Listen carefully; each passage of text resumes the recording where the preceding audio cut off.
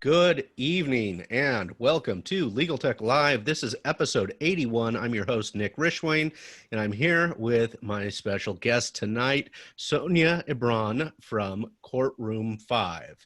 Courtroom5, and you can find them at courtroom5.com. They're assisting self-represented litigants. A little background here. Sonja Ebron and Deborah Sloan are the founders of Courtroom5. And they've got this great little story on their About Us page. I'm going to read some of it, and then I'm going to ask Sonja to chime in and tell us a little bit more of the backstory. They asked the question, why are we always in court? Easy, because neither of us will back down from a fight, and there are constant opportunities for fighting in day-to-day living. Deborah returned a rental car and was asked to pay for an earlier client's dent, but she refused, and they sued. They dropped the case. An answering service tried to overcharge Sonja for services, and they sued. When she refused to pay, they lost at trial. We're either getting sued for not being patsies or having to sue when someone takes advantage. That's, I think, just a really great, very fun entry or segue into tell me about your background, your experience, and how Courtroom5 came to be. Hey, Nick, thank you for having me here. Really appreciate all you do. So it's great to be here. Yeah. About me, I am in Raleigh, Durham, grew up here, went to engineering school, got all the way through PhD and started teaching. Along the way, I never amassed any kind of wealth. And so along the way, I got sued, I had to sue folks, and lost a lot, frankly, until I finally figured out what was going on in the system and started winning. Deborah is the same situation. She grew up in Mississippi and in Berkeley, but she's a librarian, PhD librarian. Very similar situation. We're not money conscious people. So, you run into situations where you either get taken advantage of or you go to court. And so, right, as you read there, we tend to go to court and we fight. And so she lost a lot and then started winning. And at some point we hooked up and decided we wanted to start a business together. This turned out to be, despite all we know about engineering or librarianship, right? Turned out to be the thing we knew how to do best, and also turned out to be the thing that many other people needed to know. Right. And so we put together what we thought initially as just an educational project to give people the breadcrumbs that we had laid. Right. And it evolved over time to become a full-fledged case management platform. And that's what you see on our website today. And that's a self-represented litigants case management platform. That's right. So this is for pro se litigants. Right. Just for pro se. And I should say it's just for civil litigants, but also for more complex cases. So, we can't do anything about your traffic ticket. We probably aren't useful for your eviction case, small claims court, that sort of thing. But if you're in a foreclosure, you're in, bankruptcy or probate matter, something complex, then we're the place to be. Excellent. So you actually do focus on more of the complex stuff, which is interesting. I had a company on not too long ago, and the name's going to escape me, who's focusing on the small claims. Sure. Because that's also a very difficult process for people. But you're doing so. What would you say, Courtroom5? One, I think it's fantastic that you are essentially self-represented litigants who are now monetizing what you learned as self-represented litigants to help others through being through their process of representing themselves or represent themselves pro se. What are the most common cases that you get? It's all over the place. So I mentioned foreclosures, debt collection, a lot of probate, a lot of family, you'll see, but also a surprising number of personal injury claims, workplace unfair, wrongful termination issues, that sort of thing. It's across the board. Is there one that tend to have more of that you could share with us, or no? Is I it wouldn't, pretty yeah, widespread? it's widespread, you Okay. know. Those are the more significant claim types. There are a few others, again, you know, contract claims, negligence claims, that sort of stuff. But yeah, it's across the board. Excellent, excellent. And in the we've got Ashley Pepitone joining us in the Facebook group, and Erin Levine. And Erin is, of course, giving her commentary that Sonja is such a badass. I miss you, and we just spoke a couple of weeks ago, is what she says. Yeah, that's great to hear from Erin, because she's my model. I mean, Yeah, she's fantastic. We love talk her. about a badass. She's a good friend of mine and a great friend of the show. So, and she also tells me hi, Nikki Poo, which is gonna go over really well on the replay and in the podcast only version. But Sonja, how long have you been doing Courtroom5? It seems like forever, to be honest with you. It seems like a whole second career. You know, I did academia for a good while, and I left that because I love entrepreneurship more than teaching, frankly. But you know, I think we went online with Courtroom5 a little over 3 years ago. Okay. Yeah, but we've been working on it for a while, even before that. Yeah, and just for audience members, generally they know that I do startups under 18 months of age, very early stage, but I did make a promise to a couple of people at the end of last year that I would try to feature one Access to Justice startup a month. So I am continuing with that. And Sonja and I got to be, full disclosure here, we got to be part of the LegalTech incubator, accelerator, incubator. Lab, and Sonja's team won, which was fantastic. It was a great group of folks who had stayed connected, who some of us have stayed connected since. Mm-hmm. But tell us about that experience, because that was huge. You know, Duke is here in Durham, and we actually won a business grant from the North Carolina, we should say NC Idea Foundation, about a little over a year ago. And Duke didn't know we existed. We were right in the backyard, right? Uh-huh. So they reached out to us and actually invited us to become part of the LegalTechLIVE, which frankly, we didn't know existed at the time either. But it was a fantastic experience. About 10 or 12 weeks, we would meet, as you know, weekly, and they really introduced us to some of the major challenges in the legal industry. As non-lawyers, we weren't as familiar with those as the other lawyers in the group, but we got to meet really important, really VIP folks in the industry. Folks from LegalZoom, folks from LexisNexis, you know, folks from the Seal North Carolina software. And that's right, exactly. Yeah. I mean, just around, just everywhere, and really important information that was going on. The other really valuable thing for us, though, was meeting folks like you and the other members of our cohort were doing, all of whom were doing some really interesting work. And so it was great to see, you know, first of all, the important folks, the folks that have been around here doing great stuff. I mean, LegalZoom just forever. Who doesn't want to be LegalZoom, right? Right. But at the same time, they are, you know, they're pretty set in their ways. At the other end of the spectrum are folks like us who are innovating, moving the field necessarily forward. And so it was really great to see, you know, both of those sides of the industry. Very exciting. For us. Very, very, very cool experience. I agree. Kelly Raker, speaking of LegalTech, Kelly Raker is joining. She said, now is, I turned in at the right time, to which I say, Kelly, every time you tune into the show is the right time, but I agree. Sonja is awesome. So Sonja, back to, awesome. You should tell everybody Kelly runs the LegalTechLIVE. Yeah, that's a good point. Kelly Raker does run the LegalTech. She's not the only one. I don't want to make any enemies. Really? Who else is there? But she does an amazing job. Sonja, yep. Sonja, what is the onboarding and what? Well, I guess this is a two-part question. What states is Courtroom5 available in? If I'm interested, if I have a pro se case, I'm a user, potential user. What states can I access your system? Anywhere in the United States. We've served people, in fact, in every state, Guam, Puerto Rico, you name it. So we focus on U.S. civil law, but we've served people everywhere in the country. Okay, and tell us a little bit about the onboarding for a user. Let's say I've got a foreclosure case that I'm looking to fight. Yep. So you join Courtroom5. As soon as you do, you tell us about your case. Tell our system. We don't do any custom work. It's all automated.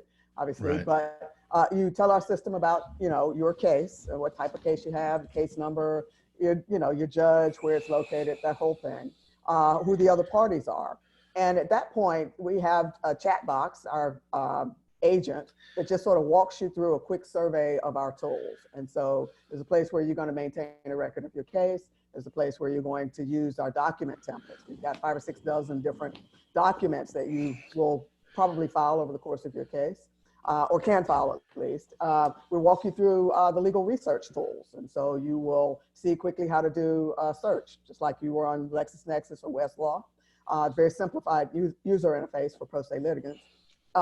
There's a place to store your evidence. There's a place to manage your tasks with a calendar, place to calculate your expenses and your damages if you're claiming. Everything you'd need. We'll walk you through some of the training materials and then introduce you to the online, the member community. So you can get to talk to some of the other folks experiencing situations like you have. At that point, we will ask you to then, tell us what's happened in your case, what's been filed in your case. You can upload the PDF versions if you have them available. We have artificial intelligence that then starts pointing you to the right resources on our platform. So depending on where you are in your case and sort of what's happening, our AI can pick that up and just point you to the most relevant information. And you'll end up doing some legal research. You'll end up writing a document and filing it, and the cycle continues. So that's pretty much the way we walk you through your case. So do you have for California, California specific documentation that they can? No. It's not state specific at all, nor is it claim specific at this point. We really focus on having people find and apply the law that applies to their specific unique circumstances. And so you can search the case law, you can review the statutes and rules of procedure in your particular state, or if you're in the federal court, same thing. And then we've got a whole curriculum that helps you, in really layman's terms, understand how to apply that information to your situation. Okay, excellent. So the fun question that we all get if we're in legal tech is, it's a question I generally avoid. I thought about it, it was subconsciously, I generally avoid the ethics issues because we know how big the problem, the access to justice problem is we have this massive number of self-represented litigants. So how have you dealt with as a for-profit, how do you avoid are you practicing law? Yeah, absolutely. Wonderful question. It's it's always a big concern for us. We want to make sure that we stay on the right side of the law. Our focus is on providing information. It's public information. Our users are free to go and find that information on their own. We specialize in spoon feeding it to laymen. So I've got a PhD librarian on staff. She is our chief product officer, Deborah. And her focus is on making sure that we make the law accessible and understandable for, people without a college degree. Okay, excellent. And that's usually the key, isn't it? The information versus advice. That's right. That seems to be the key. Let's talk monetization. You've certainly refined your pitch, I can tell, because you've got answers for everything. So you must have been pitching. But what is, as a user, I've just got this one foreclosure case. I don't have, I'm not vexatious litigant or anything like that. How do I go about, is it a monthly subscription? Do I pay a certain amount? And how long do I pay for? Yeah, absolutely. You pay when you join us, and it's just under $25 a month. You cancel when you're done. It's that simple. Yeah, it's that simple. Same for everybody, no matter where you are or what kind of case you're handling. It's that simple. Yeah. Excellent. And how? This is fun because you guys are nationwide. So, do you see any particular jurisdictions being more represented than others? We see a lot of folks in California. We see a lot of folks in Florida, Texas, Illinois, New York. But these tend to be, the larger population centers as well. So that's where you'd expect to see them. Yeah, in my day job, people ask that question all the time, and it's very much the same as what your description was.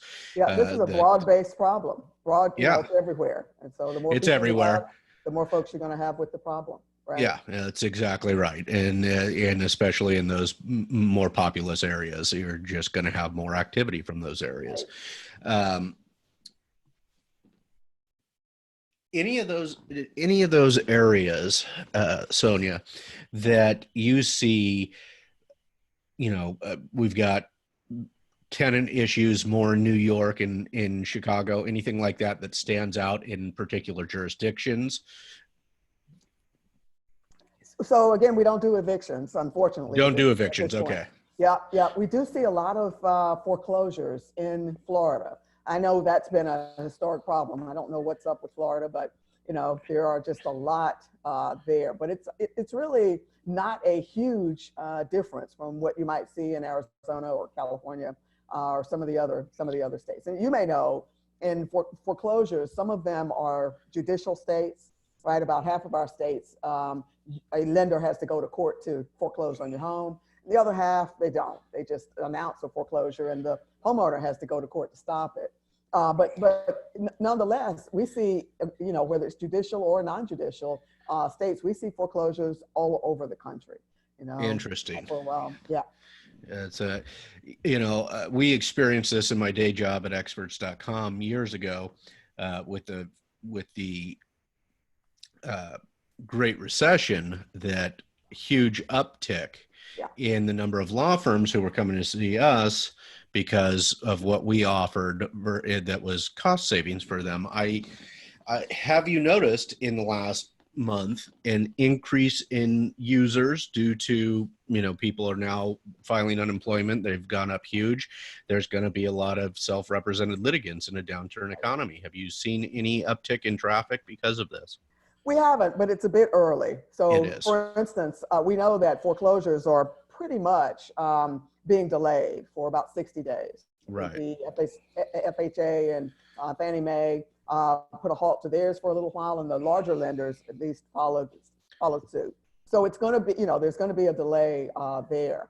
And I think the economic consequences are also going to take time to develop. A little time. Yeah, a little time. But we've seen, we have seen the one thing that we have seen already is an interest in our content on wrongful terminations.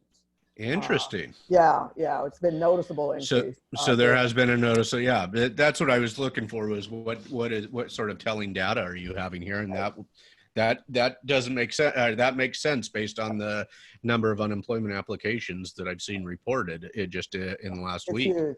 Absolutely, absolutely. Yeah. And that expression of interest in content for us, just foretells what we're going to see in terms of actual membership rates coming. So. Yeah. And do you have data that shows that, has shown that in other areas previously?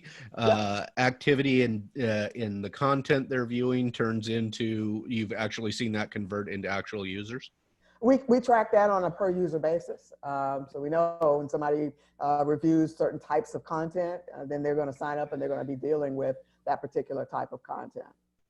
That's a nice telltale sign for you as to what's happening, what the users are looking for and needing.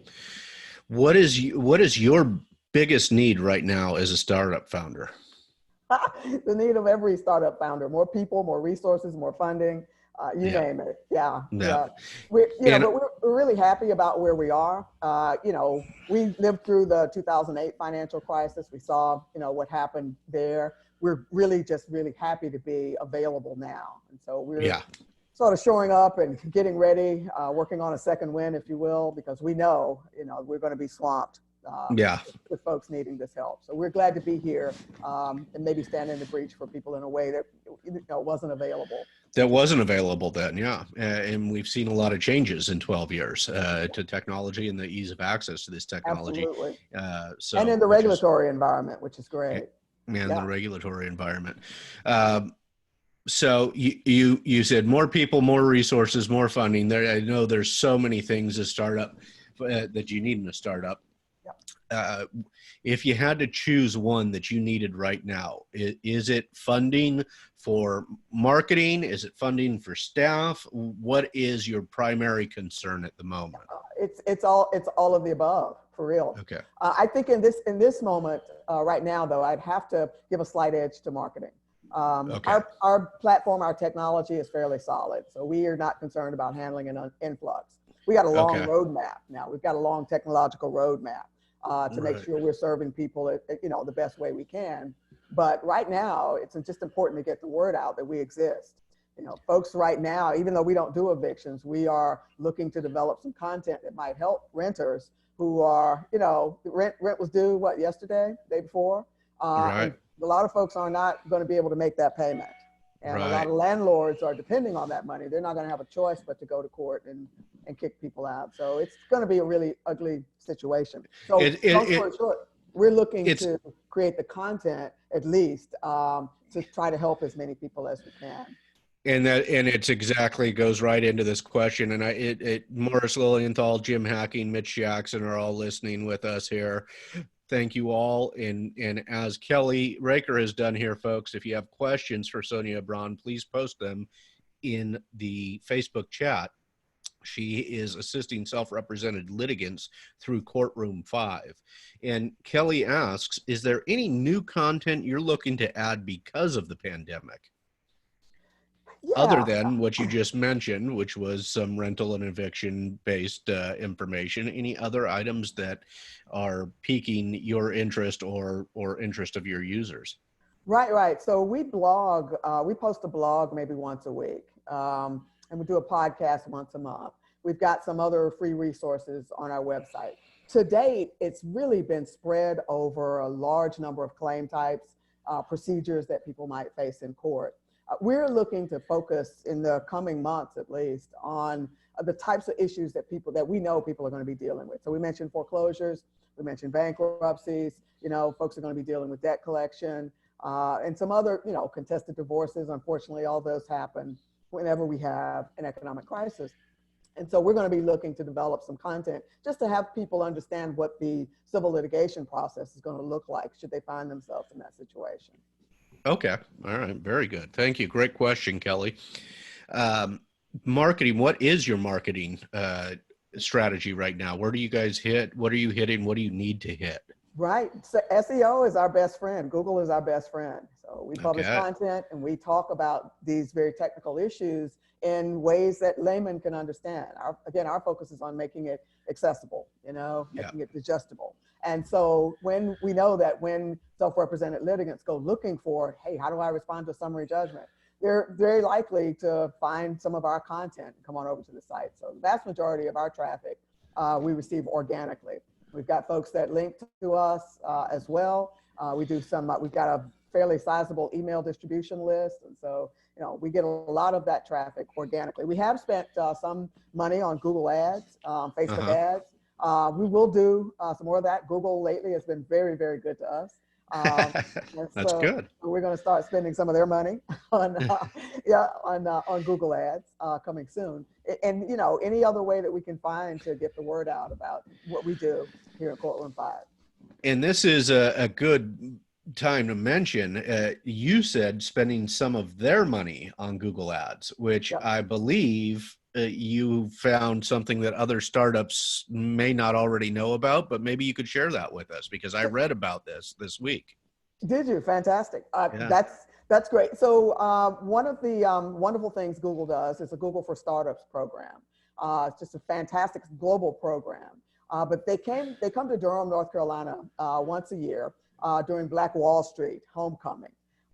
And they put on a Google for Startups Black Founders Exchange. So it's a competitive process. They'll invite 10 or 11 Black founders of tech startups, and they chose us last year. So we had a very good experience, a week-long immersive program on everything startups need to learn.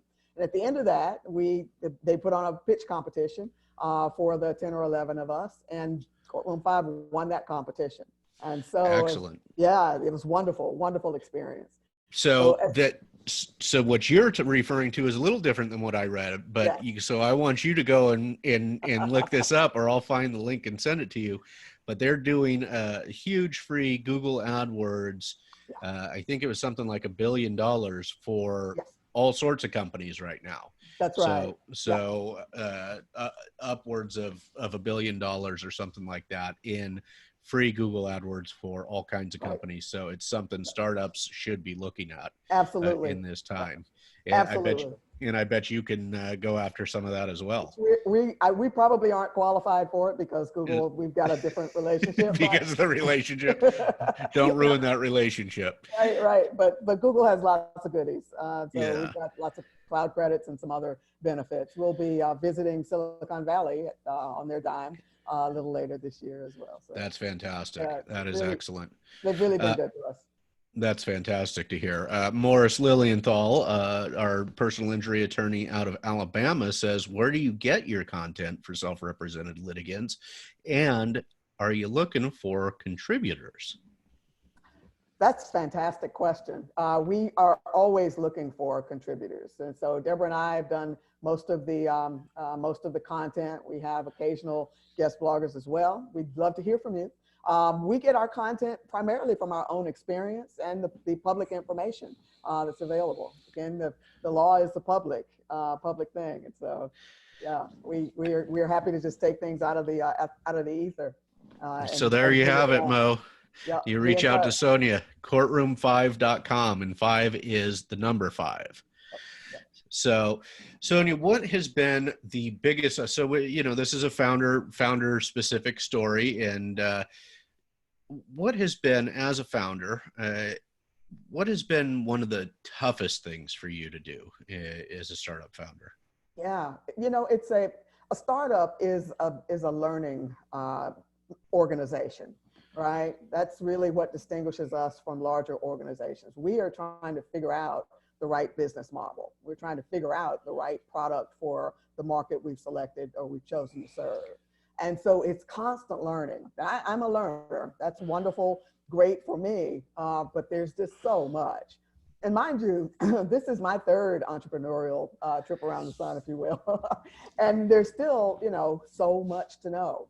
And it's going to be different for every startup that you're involved with, right? And so it's constantly trying to understand, what do I know? More importantly, what do I not know? What do I need to know, right? How do I absorb that and make the information actionable to alter the direction of the company, to serve our customers better? That's the biggest challenge for me. And how did you know when you had that product market fit with Courtroom5? Oh, customers will tell you. The market will tell you, right? You don't have to guess. You really, when you start, we've got, for instance, a few dozen, I think it is, testimonials. So it's a small number. We're still a very small company. Right. But, folks tell us, not just publicly on the website there, but through emails and other conversations in our community and, our chat. They are really grateful that we exist. This has been helpful. I mean, because the cost, $25 a month. If I've got a foreclosure and I need 3 or 4 months worth of help as I'm going through this, that's a pretty low cost. Yeah. And if I'm doing this myself, I just don't want to feel like I'm up against this all alone, which is got to be part of it, right? It is. Very isolating feeling when you're dealing with the justice system. Yeah. So really $100 over 3 or 4 month period. Yep. I haven't done a foreclosure and haven't been around them in years. I'm not sure if that's let's say 6 months. It's still a pretty low number for guide me through how I do this. It's a lot of work though. I don't want to minimize it. We always tell folks, look, if you can afford a lawyer that you can trust, there are 2 pieces there, right? A lawyer you can trust, right? Then absolutely, go get a lawyer. But if that's not your situation, then there's a lot of work involved in representing yourself. And we, as we discussed earlier, we can't tell people what to do, primarily because we don't know, right? Yeah. We're just not qualified, and don't have for $25 a month the resources to delve into somebody's case and tell them what the right thing is to do. So they've got to figure it out. We've got a lot of resources available, including resources on how to use those resources. Right, but they've got to do the work. It's a lot of work, and so it's a lot of work. Yeah, the cost is low. We're happy to be able to offer it profitably at that rate. But I don't want to suggest to anybody that their problems are going to be taken care of for $25 a month. They're going to come and take care of their own problems. Right. Yeah, and that's really excellent. If you can spend whatever if you've got the money to get the lawyer and have it not be your work and your time allocated to it, then that's a very fair thing for you to say to somebody. But $25 a month will assist you, will guide you, but we're not doing this for you. Yeah, exactly. And you can't at that cost. Cannot. And you know, again, we just don't have the knowledge as well. We have our own experience. Heck, we're 2 PhDs with big heads. That's all great. But we're not lawyers, right? And we couldn't expend the time that a lawyer would on an individual client's tax and law. So right. Two PhDs with big heads, and now in the legal game where there's a lot of ego as well. Have you had any troubles with that, or has it come off or has it gotten, have you been welcomed pretty well? You know, there's a mix. There's not, you know, the legal profession is not monolithic. So we can't really make any generalizations, but yeah, I mean, there have been some lawyers popping off a bit and not happy that we exist. And we have to remind them, look, we're serving people that you had no chance to serve. They're not going to pay you. All right. So we're not taking money out of lawyers' pockets. And, you know, and so I think that comes across the way it does. But beyond that, we know that there's a regulatory challenge, that we've got to stay on the right side of the law because there are lots of lawyers having difficulty, you know, meeting their payroll, right? Who just might want to blame that problem on us, even though it's a much older problem than us. Yeah, and we all know, at least all the listeners of this show know that the number of people who are being served or not being served is in the, we'll just for conservative estimates say over 60%, right? Yeah, we know that it's more than that. It is more than that. But so that nobody yells and screams, there's that. But those are technically a group of an entire market of people that lawyers are not serving, cannot serve, and not enough pro bono hours can serve that. So there has to be additional services available, which is what you're doing. That is what we're doing. And I would just, I push back a little bit because I think there is a lot more. Yeah, I think there is a lot more that the legal profession, that lawyers can do to solve this problem. But frankly, you know, you guys go to school to learn how to represent people, not how to help them represent themselves. And so it's very difficult for, I think, most lawyers to understand that the average person just needs some information, right? Just needs a little guidance to be able to handle it. And but that doesn't match the billable hour, right? Sure. That's the problem. It's a fundamental to just the way the law has been practiced makes most lawyers incapable of solving this problem. If I can go back for just a moment, Kelly is not the only one at LegalTechLIVE. My good friend Jeff Ward is. I didn't mention Jeff, but I was thinking Jeff. We can. So Jeff please. Is wonderful. But Jeff has said to me and others, you know, the access to justice problem here is the biggest market failure in the history of the United States. And he's absolutely right about that. You got millions, tens of millions of people who need a lawyer, right? Who need legal services. And then you got, you know, 500,000 or so lawyers who can't keep their doors open and eat and pay their own rent, you know? So that's a huge problem. And so what we're looking at is fundamentally restructuring the legal profession so that it can serve that market. You know, we're not anti-lawyer at Courtroom5 at all. We want to see lawyers serve our people, but, you know, on a basis on terms that they can work with, that they can afford and maintain. That is beneficial for the lawyer and for the client. Yeah, it's exactly a difficult, and I think we're going to see there will be some serious issues now with jury trials and court backlog and gridlock and things like that when they do eventually reopen. I think there's a real issue with that, that we are seeing the market failure this is going to cause it to be much more apparent, I think is what I... It's going to be ugly. And that's one of the reasons that I would prioritize. When you ask me where we would allocate funds right now, it's in marketing. It's in letting people know we exist, because what we saw nationally after the 2008 crisis, we saw this gridlock in the courts. This is, you know, what we're anticipating happening now is not new. right? Nope. Anytime you have a financial crisis, the way we saw in 2008, the courts bear the brunt of it. Right. And the way, frankly, the way courts resolved it was to give pro se litigants the short end of the stick, even shorter end than they normally do, just to clear the dockets, right? Well, you sure? I mean, when you have somebody coming in there that doesn't know what they're doing, that's frustrating for the system as it currently operates. Yeah, yeah, and we expect that to happen again. So we want to help people get a fairer hearing in court than I think they might otherwise expect. And we also want to help with the gridlock, because when people go to court, understand the standards for the motion or the procedure they're dealing with, things can move a little smoother, right?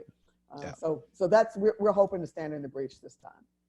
Great. And we got Carol Williams. Hi, Carol. Thank you for joining. And Walter Reeves also joining. If you have questions, my guest is Sonja Ebron of Courtroom5. She's assisting self-represented litigants. It's Ebron, by the way. Ebron, sorry, my apologies. No worries. I'm often called all kinds of things as a first name. Most folks get that wrong. So you're great on that one, right? I got that one fine. Oh, well, it wouldn't be LegalTechLIVE if I didn't butcher at least one name of one guest every time I do it. So I do it all the time. Don't feel bad. Yeah, we'll see how you say my last name when we're offline. See if I'm not gonna try it. So if you have questions, please get those in. We've got about 8 more minutes here with Sonja. Sonja, what is the demographic, if you have any user data on demographics? Is there an income level that you can share? Do you see some income levels that are repeating, things like that you may be able to share? Most of our youth, the average user, I'll say, has an associate's degree to a college degree.